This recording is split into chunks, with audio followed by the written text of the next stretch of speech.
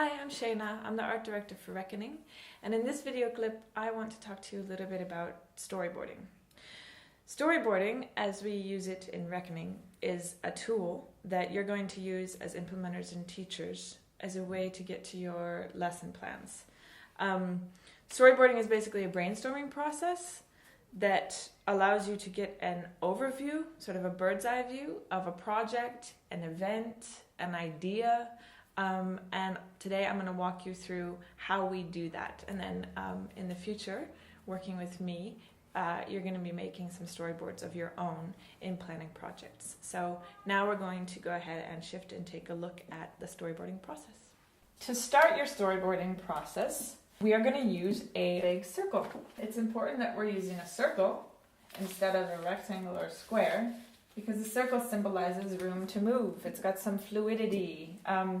This is where all the action's going to happen for a project.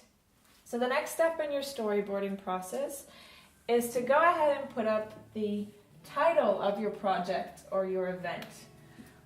When we're using storyboarding as a brainstorming process for either looking at a specific project, event, or maybe even a lesson when you're working with Reckoning.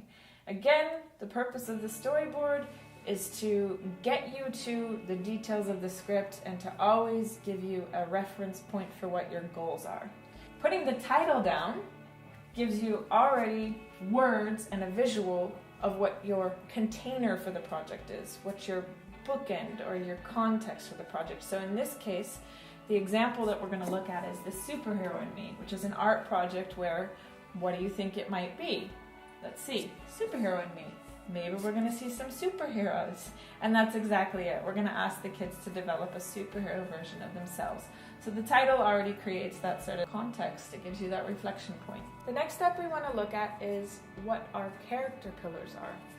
So in Reckoning, as you know, we're always somehow dealing with at least one, if not more, of the 7 character pillars. In the case of the Superhero in Me, we're going to look at responsibility and citizenship. We want to get that up there on the storyboard as a visual once again, so we're always reminded that everything we're doing in some way needs to go back to a lesson about responsibility and citizenship. So as you can see, we're starting to get a sense of what some of our goals are. So after we've got the title and the character pillar, it might be helpful for us to think about what are we doing? What do we want this Superhero in Me thing to look like? So if you think about Superhero in Me, you think you might see some superheroes? Yes. So it can be helpful to just make a little drawing or maybe even put up a picture of a past project to get actually a really clear visual of what the project itself looks like for the kids, and then also make a list of what the specific project goals are. And I'm putting it over here on the right because that's where we're going. So there is some linear stuff happening here in this storyboard, and in this case we're going to these little superhero dolls, and we're also going to have a comic strip, and we're going to have drawings of the superhero, and then all of that is going to come together in a building, in the public, as an art exhibition, an art showcase. So we are heading here, and we're going to figure out inside of the circle how we're going to get here, and we're also going to figure out over here why we're going to get there, what our goal is. Okay, before we get going into how we're going to make these little superheroes, we also need to think about some logistics. So up here, guiding over here is sort of a guiding process. I'm going to put down the time context, the location context, and also who are we working with.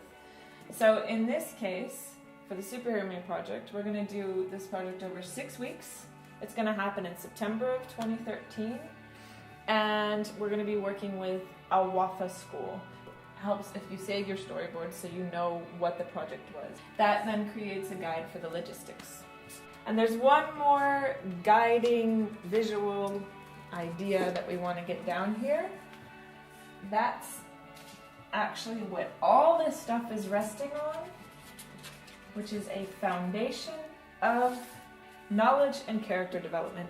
Everything we do in Reckoning, everything you do as implementers, as teachers, as artists in Reckoning, should be about developing knowledge and character in the kids as well as in yourself. So we're going to get this down here and have the circle actually resting on it as a constant reminder that this is where we're going, long term, big picture, etc. Eventually we're going to go from point A to point Z. Once again, inside here is the how, the action, etc. of how we're going to go from A to Z. A would of course be nothing. Z would be over here with the superheroes done and the art showcase up and the kids happy and you having learned and the kids having learned and so on.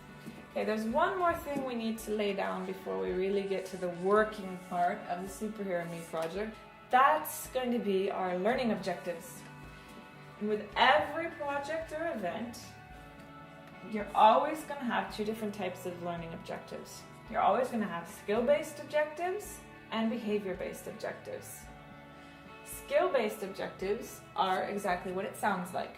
They're sort of the things you can touch and feel and really clearly, objectively evaluate. That would be things like practicing drawing a character, a superhero character, in the context of the Superhero Me project. It would be the kids learning to make three-dimensional figures with wire and tape and paper. They would want to define responsibility, citizenship, hero and villain, and so forth. So you get the idea of these are the really, again, tangible learning objectives of your project. Then we're going to get into the behavior-based learning objectives. Behavior-based learning objectives are what it sounds like. It's what kind of behaviors are we developing in the kids? What kind of character are we working on? In the case of the Superhero Me project, this would be things like asking the kids to identify their own strengths and weaknesses. And they do this through the process of open questions and brainstorming and making lists with the project. We ask them to articulate the importance of choices when it comes to actions and behaviors, or to demonstrate a desire to be a more responsible citizen in the city. We always are going to have skill and behavior-based learning objectives, and you want to define them ahead of time before you get into the work. Now finally in this storyboarding process we're going to get to the how. How are we going to go from A to Z? How are we going to get to these little superheroes in the art exhibition? And what we need to start with every time is some basic knowledge and skill development.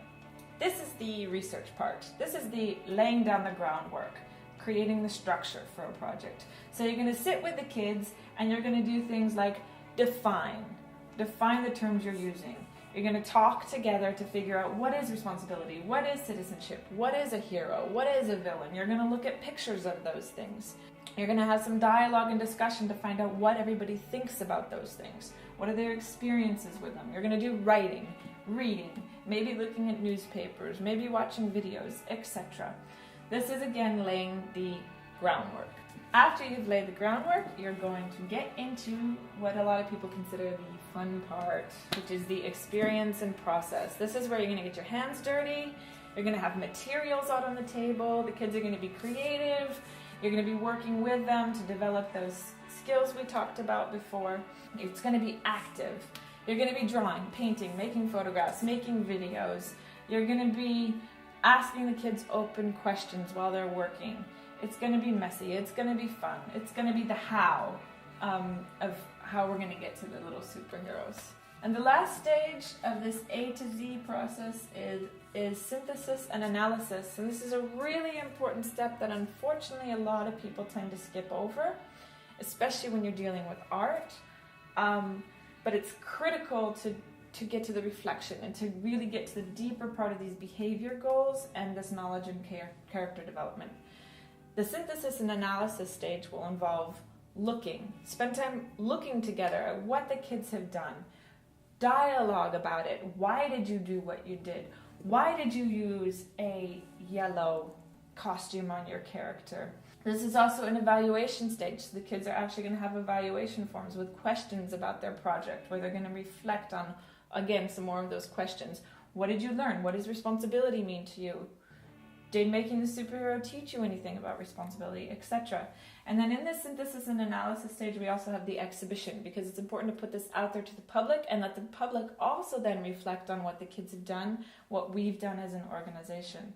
So this working process, the way that we're really going to get our hands dirty to getting to the final superhero meet or the final event or project with Reckoning is moving through knowledge and skills, experience, process, and then synthesis and analysis.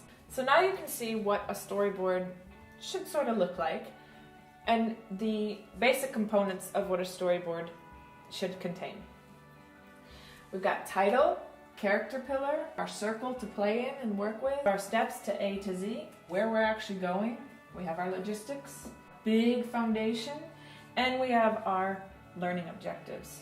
You want to make sure you have all of these components in the storyboards that you make, once again, before you move your lesson plans. Having all this visually in front of you will help you refer back to what your goals are so that you don't get off track and lost in the details. It's important to remember that while I sort of did this in a very step-by-step way, your storyboard might not develop in a step-by-step way because you might need to sort of figure out over here before you can really figure out what your learning objectives are. And that's okay to have a little push and pull. So you might want to have a lot of sheets of scrap paper, for instance, in the process so that you can really refine this. So soon in our training sessions together, we're going to be working on practicing storyboarding together, and I'm really looking forward to it.